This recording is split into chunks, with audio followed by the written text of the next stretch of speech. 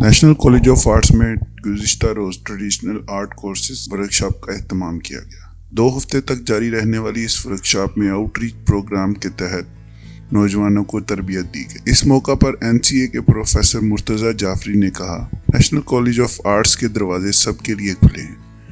Art की समझ रखने वाले आउटरीच प्रोग्राम के तहत यहाँ से बहुत कुछ सीख सकते हैं। इस वर्कशॉप में खत्ताती, फ्रेस्को पेंटिंग, रवायती पेंटिंग, दस्तकारी और डिजिटल फिल्म साजी से मुतालिक तरबियत दी गई।